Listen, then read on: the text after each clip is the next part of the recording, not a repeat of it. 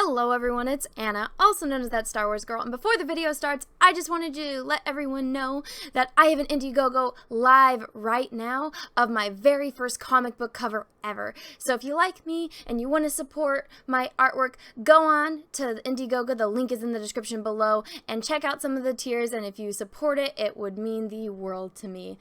Thank you so much everyone, and now on to today's video. What's up all my Ewoks, Tribbles, Droids, and Wookiees? It's Anna, also known as That Star Wars Girl, and today I am going to be talking about Batwoman. So, Batwoman, if you are not aware, Ruby Rose, the one that played Batwoman, the one that went around saying, Batman's suit is not going to be perfect until it fits a woman. Yeah, that Batwoman, Ruby Rose, she quit. I did actually a live stream, which is still listed up on my channel if you want to go check it out. It's just, she quits, and it's like an hour of me just going off hard on that topic. But she quits. But then you learn some new information, and from what I've seen a lot of videos, and I've looked at all the evidence. It looks more like she was fired. I even said this. I had this little thing, and I'm like, oh, it was a mutual parting, which was actually released in the initial interview. They're trying to make it... From what I've seen, it looks like she was fired, especially because usually when an actor or actress leaves and the company doesn't want them to leave, they're always like, we're sad to see them leave. This was like, yeah, it's mutual, bye, deuces. So it's like, maybe bitch got fired. From what I have heard, because I only was able to make it through 3 episodes, if that, to my recollection, I've like blocked it out of my brain how many reviews I did of that stupid show. But from what I've heard from the EFAT minis, her acting is fucking terrible. She's like nobody wants to work with her. She's terrible on set. Everyone was partying when she when she left, and everyone's like, yay, she's not here anymore. So it's looking at the evidence and what's unfolded since the announcement of her leaving, it looks like more so looks like she was fired. But now they just announced. They just announced that they are not actually going to be replacing her character. Her character's name on the show is Kate Kane. They're actually going to bring in a new character to be the new Batwoman, because something's going to happen to Kate. Kate's going to go off into bye-bye land, and they're going to bring in a new character. Now, if you take out all of the whole context of the fact that, oh, she was terrible to work with and all of that, the fact that they're not killing, unless they do kill off the character, I could be wrong there. Either they're going to kill off the character, which means she's never fucking coming back, or they'll leave it open-ended, which means the possibility of the character potentially coming back. So I don't know. We're gonna have to wait and see how that gets handled in season 2 of Batwoman. I might watch the first episode. I remember when I did my Batwoman review for the trailer, my Batwoman trailer reaction. Oh my god, I almost lost my shit. Actually, I think I did pretty much lose my shit. So I wonder if we're gonna have a repeat of that again.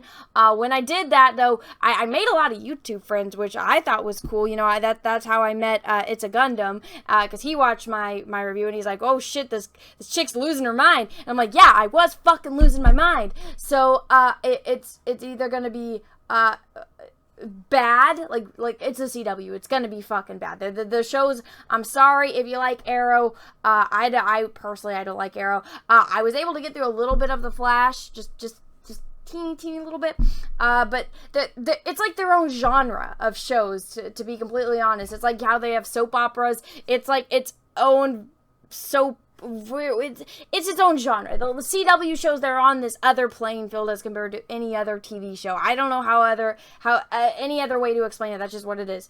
But I have this article pulled up that has like a little snippet of the announcement from what it's going to look like. So let's take a look at that.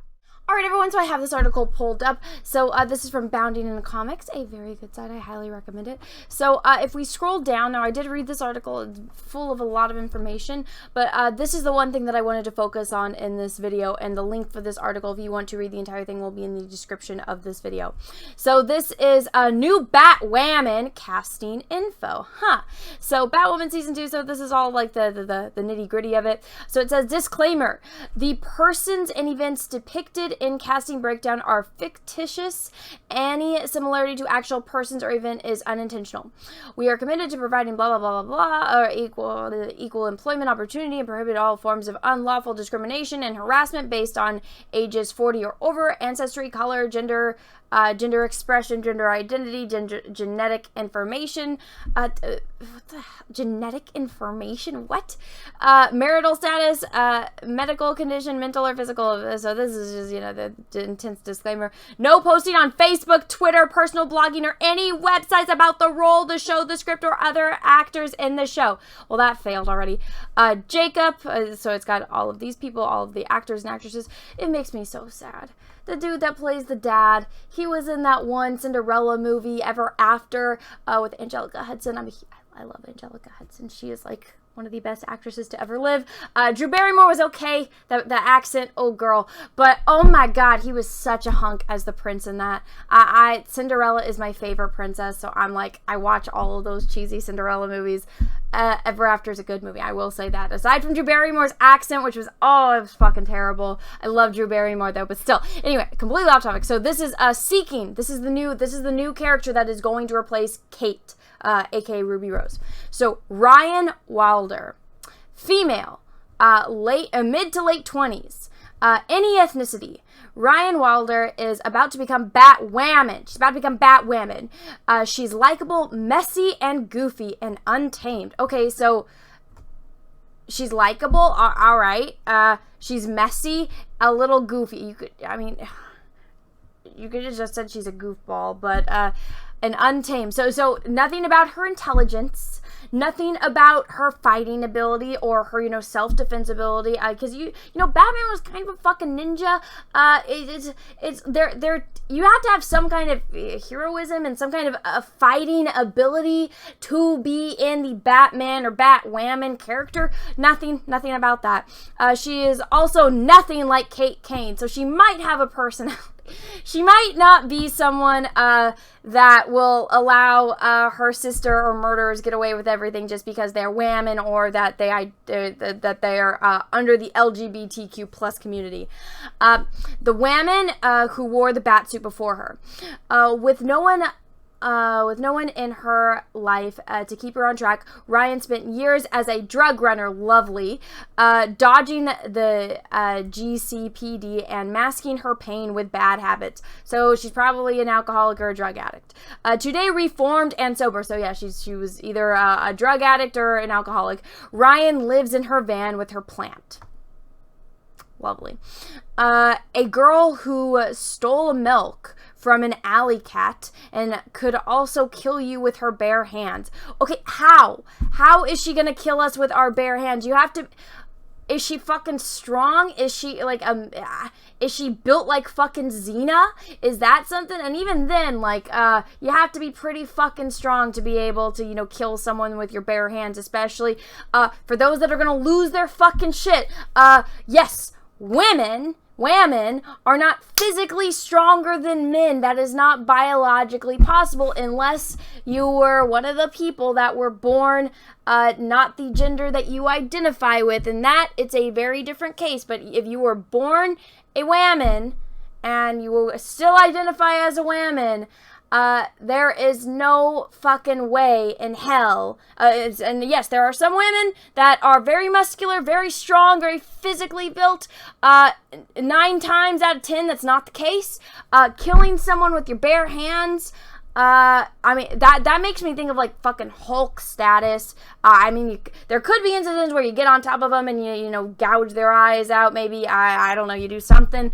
But the way that this is implied, it's like this, like it's One Punch Man type of thing.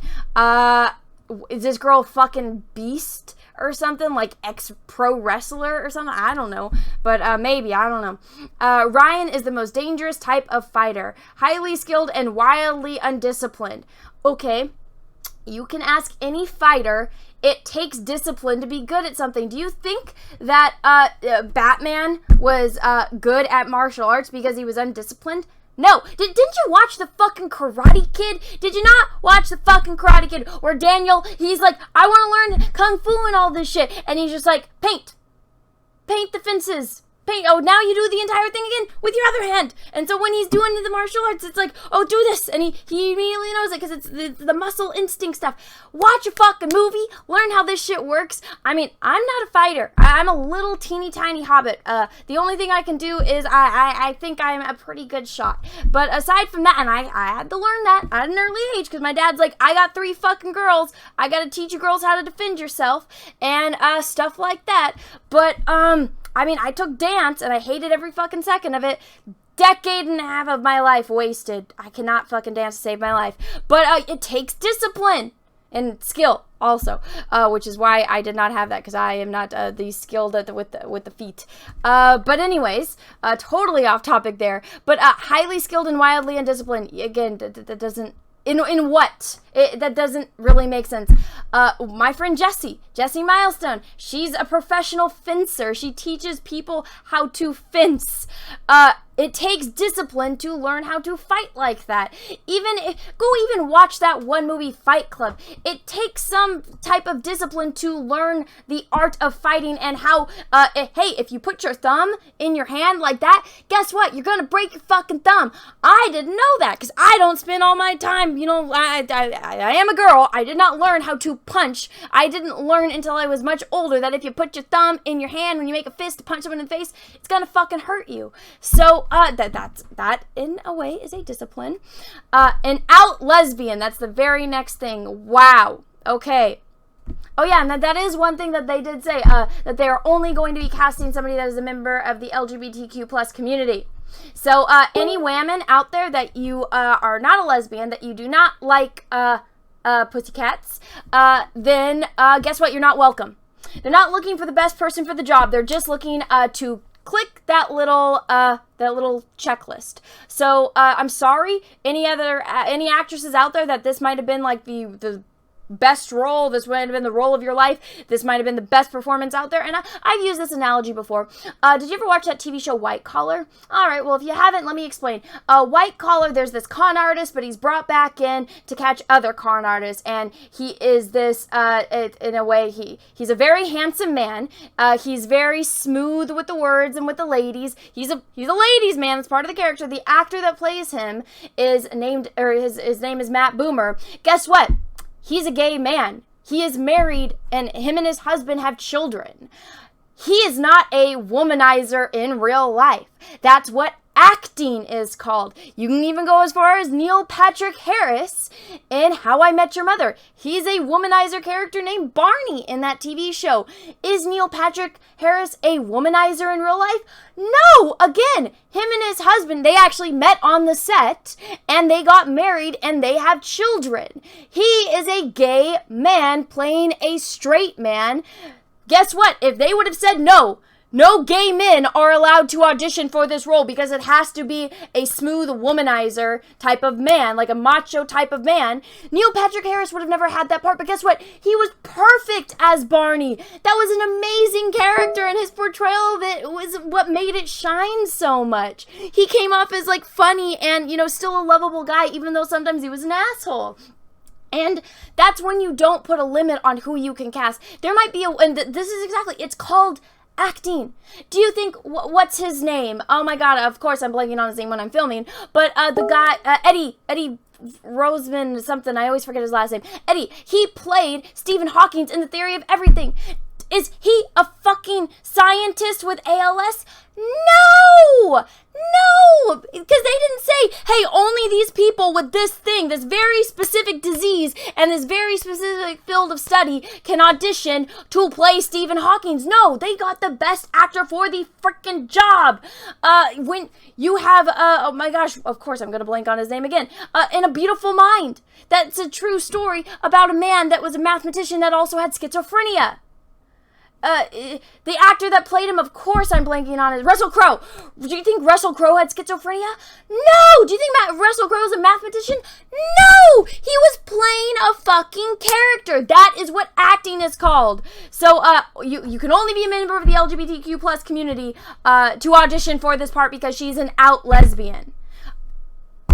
Are you serious? But, fucking A. Athletic, raw, passionate, fallible, and very much your own stereotypical all-American hero. I don't even know what to do with that. AEP series regular performers who identify as LGBTQ are encouraged to submit. Well, they said in the other article that they are only going to cast a member of the LGBTQ plus community. All performers must have valid passport for travel per Canada. Customs expiration date should be at least 6 months out from shoot dates. Well, all right then. So, oh my God. This is going to be fucking terrible. Anyways, everyone, let me know what you think about this down in the comments below. If you like this video, go ahead and give it a thumbs up. Please share it on social media. It will really help out me and my channel. And if you are new here, please take a minute and hit that subscribe button. Click the bell for notifications. Make sure that it's set to all, not just personalized, because if it's personalized, YouTube shouldn't do anything because they're like, oh, we don't think you want to watch Anna's videos, so we're just not going to recommend it. So, anyway, if you click that, make sure it's set to all. It'll really help out me and my channel. And until next time, everyone, thank you so much for watching. Have a great night, morning, evening, afternoon, wherever you are in the world. And until next time, may the force be with you because we are really, really, really going to need it. Bye, everyone. What's up, everyone? It's Anna, also known as That Star Wars Girl, and I have an Etsy store, so if you've ever wanted to own a print of my artwork, this is the place to go. As you can see, I have a lot of recognizable characters, from horror films to heroes to Star Wars characters. Some of the notable characters I have on here are Darth Vader, which I did a couple live streams painting, so you can own a print of this painting. I also have Luke Skywalker, the Binary Sunset version, one of my favorite scenes in the original New Hope movie. I have Darth Maul, which Ray Parks himself actually complimented me on Instagram. And then last but certainly not least, Ahsoka Tano. So if you want to own any of these prints, go right on over to my Etsy store. Again, that's The Art of Anna, That Star Wars Girl, or TSWG for short. Thank you, everyone, and have a great rest of your day.